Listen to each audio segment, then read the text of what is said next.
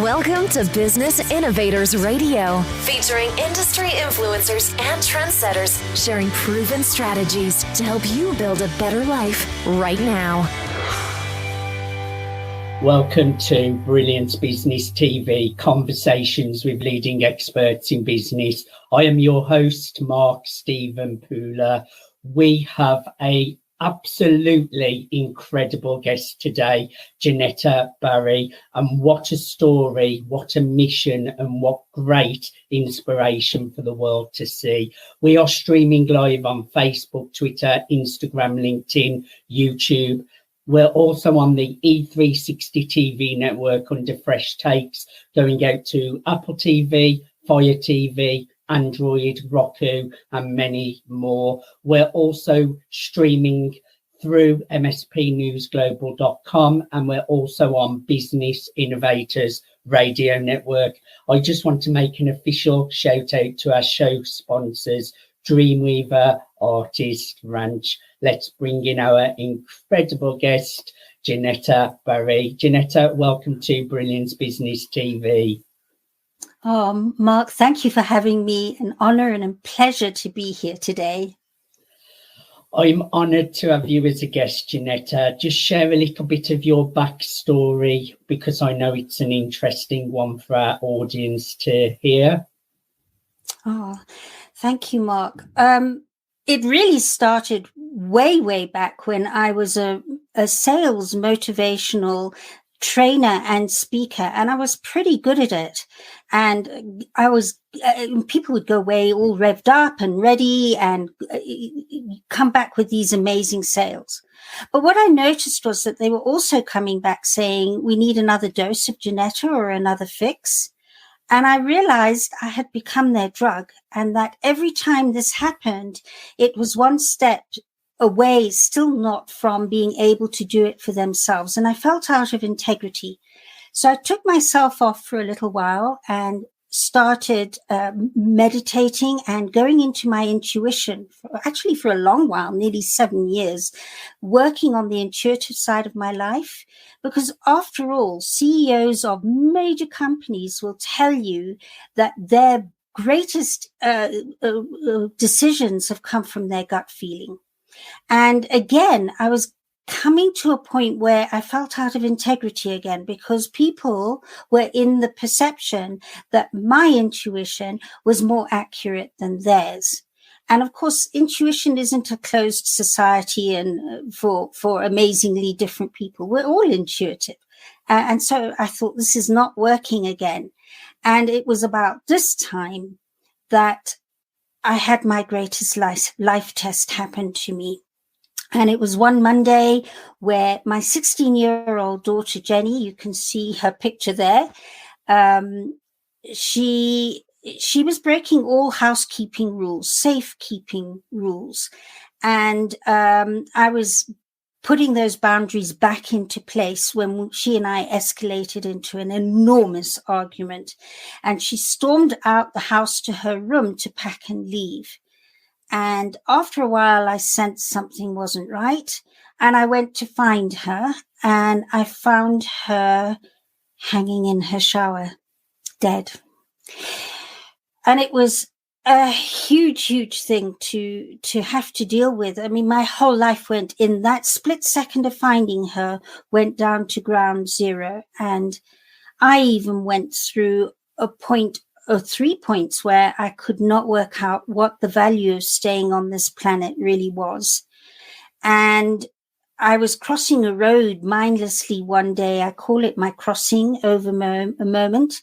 And I got halfway across that road, and my voice inside me said, you've forgotten you've got choice, because the label I'd shrouded myself in was the mother who lost her daughter to suicide after an argument. And it felt like that was my lifetime prison sentence for forever.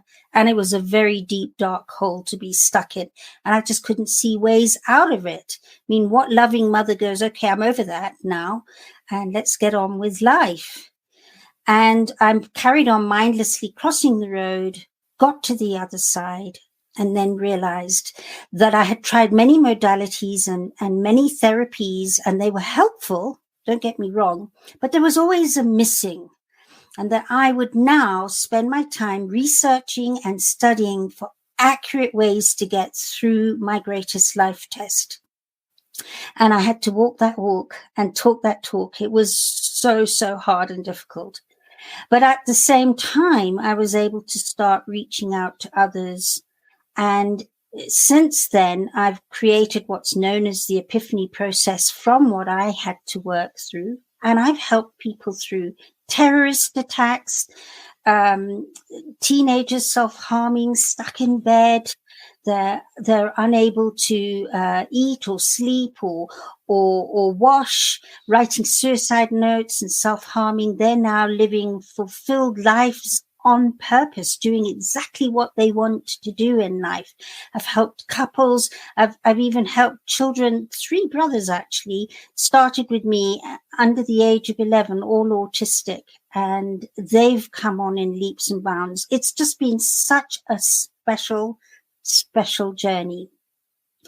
And then a little while after Jen died, we realized she had died on the 10th of October, which happens to be World Mental Health Day. How's that for a synergy? And I knew, synergies happen for a reason.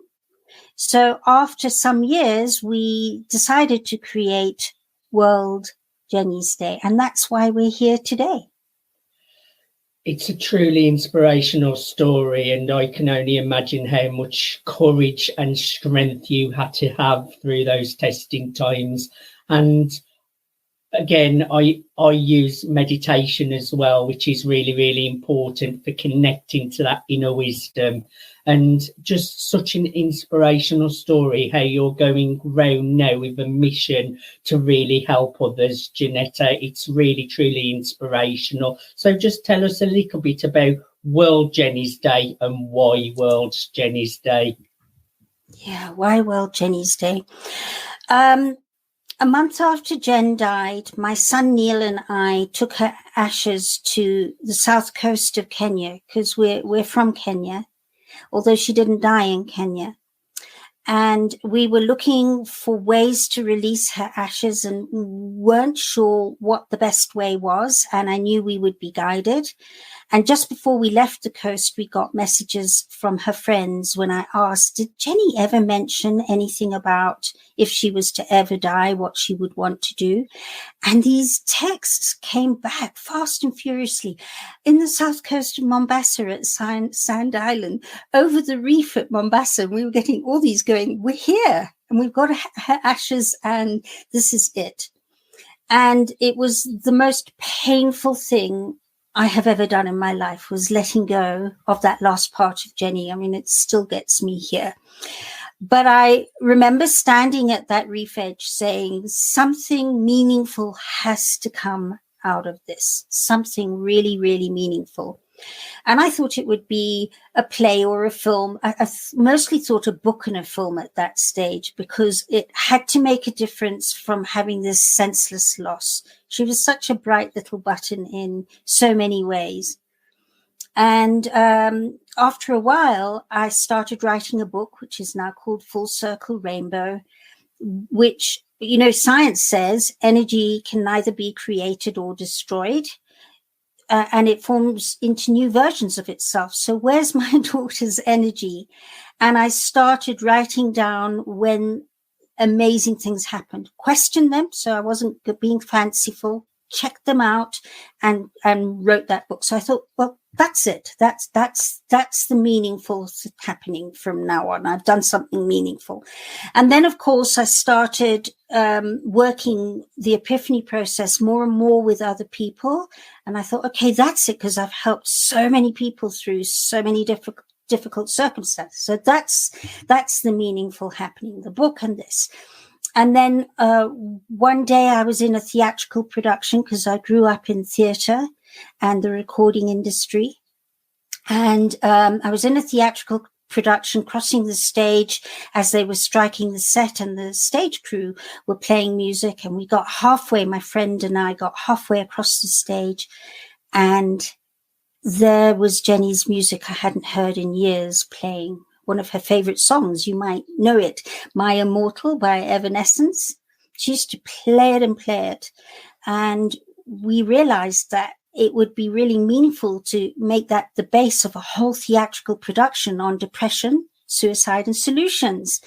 And it was amazing. We used contemporary dance and voice and visuals and voiceovers. It was amazing. And it was so successful that it was invited to be performed in Europe as well.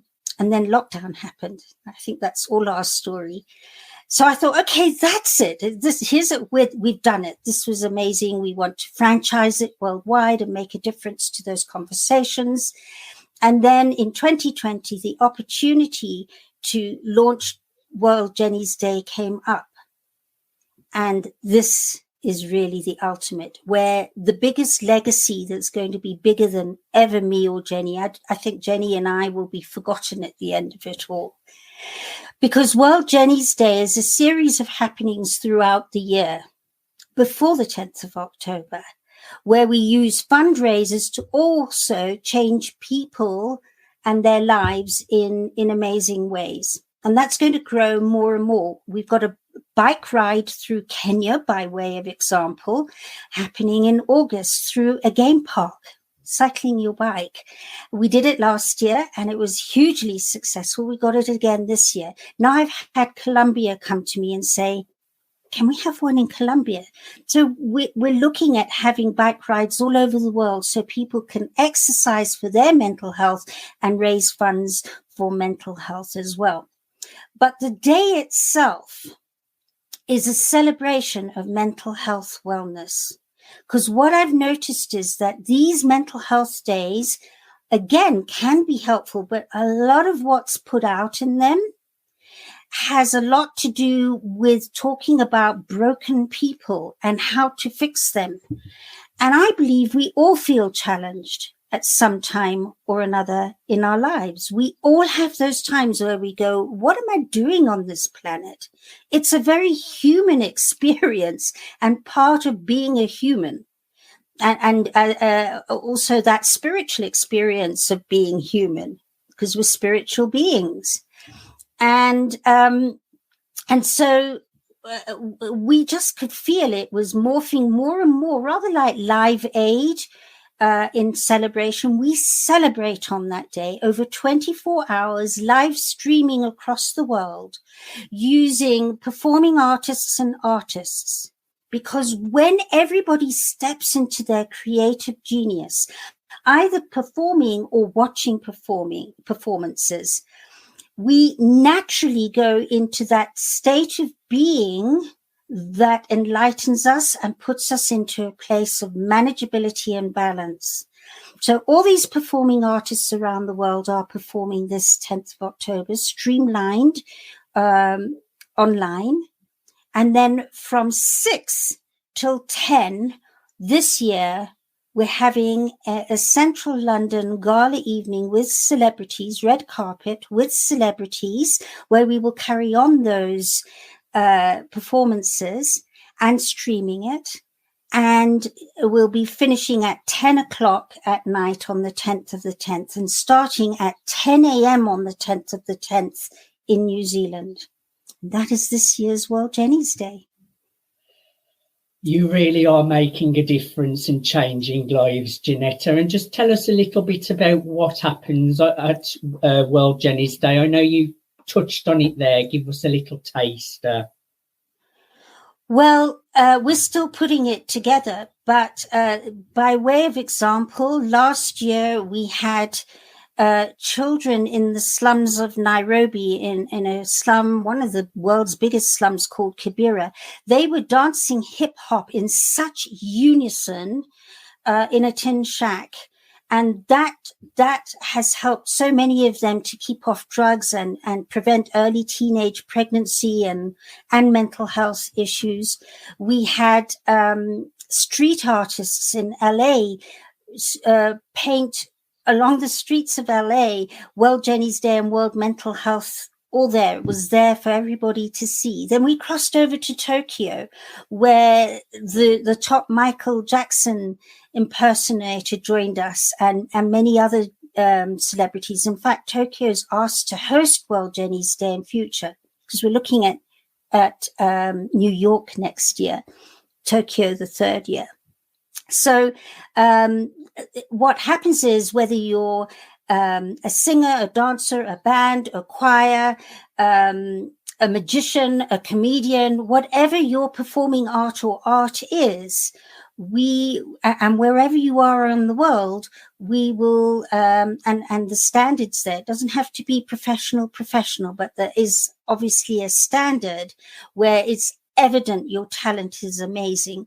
We would love to have you represent World Jenny's Day that day, and celebrate mental health wellness with us. Now, people are asking me, so what happens to any profits with World Jenny's Day? Where does it take it from there? Apart from the day itself transforms people. Well, any profits from World Jenny's Day obviously will help future ones.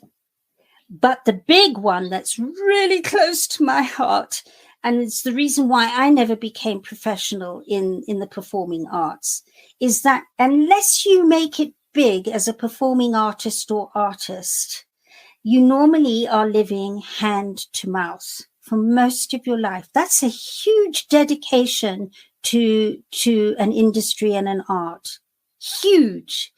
And so we want to use those funds, and we're creating a global benevolent fund for performing artists and artists, so that if they're in between gigs and they're hardly able to feed themselves, they can get some sort of bridging finances to in between what they're doing. Or if they're feeling mental health challenged or ill, there's a slush fund. Or even equally, if not the most important, when they come to retirement, most of them live in abject poverty till they die. So the very people who are there to lift people's spirits and enlighten them and put them into a zone where they speak from their truth and their light are the very people who get often most compromised. It's just absolutely incredible work that you're doing, Jenetta, and it must give you so much satisfaction. That's something that could have been so devastating for you. You've really turned it into the most positive, beautiful thing to support others. And I know you must still feel a lot of pain and a lot of missing of beautiful Jenny. And I know she's around you in spirit. Tell us a little bit about the legacy. Well, the legacy is that will happen far beyond. I'm almost 65. So the legacy is that will happen far beyond me, that it will morph and grow. I'm passionate about performing arts and the arts because I feel it generally is so marginalized by people. Sport and academics, fabulous. Everybody pours money in after it. And I see this legacy changing opinions and attitudes towards the performing arts, actually turning everything on its head. A legacy like this has the potential, and I can feel it in my bones, for people to now understand on a global basis that our creativity, after all, we've been created by the Creator. We're part of creation. So when we're in our creativity, we're in our true light. And when people can start honoring and putting good money where the arts are, that's when lives will change. That's when conversations change spontaneously without having to fix anybody. And that's the legacy I see. Way, way beyond me. I see a 300-400 year legacy there. And every morning I wake up going, wow, thank you for this opportunity to shift the world, for all of us to shift the world.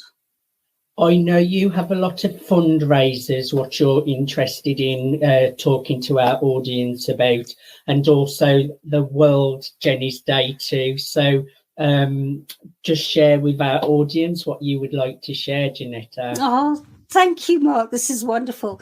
Well, one of the fundraisers that's coming up is this bike ride I mentioned earlier. So if you'd like to take part, it's really, you don't have to ride the whole game park. That's the nice thing, is you decide how much you ride or you don't ride. This year I'm not riding. I rode last year. But this year I'm not. I'm going to gently be there and for everybody there, rather than me on a bike doing whatever. But you decide how many kilometers a day you do or don't want to do. And you have backup vehicles and really experienced guides. They've been doing this for 30 years. And imagine cycling through a game park and, you know, you've got elephants and giraffe and zebra and all types of antelopes all around you as you're cycling through. It's almost like you can go, hello, oh, I know you, and feel really at one with nature. That nothing more can help your mental health with the exercise and that experience. And it's over 6 days in lodges and camps. And by signing up to do that and joining us, we get an amount. We actually get £500 for each person that cycles. So that's one way, and it's great for the people who are participating. With us, joining us, is one of World Jenny's Day's ambassadors.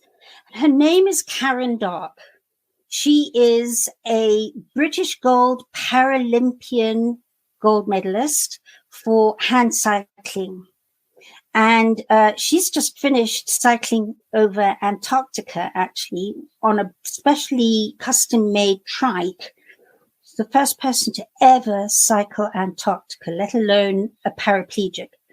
And they've adapted her bike for her to join us in Africa. And she's joining us with a team of other physically diversified people. They're coming with us. And we're starting at the base of Kilimanjaro and going through to the north coast, north of Mombasa, north coast of Kenya, over 6 days. So that is one way you can support us.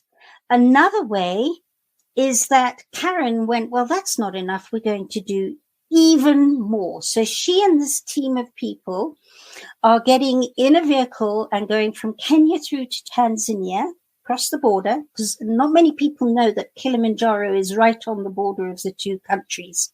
Thereby hangs another amazing tale, another time.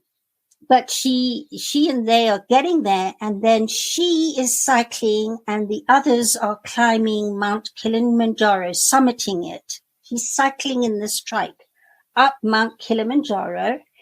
And I believe one of the people joining her is almost blind.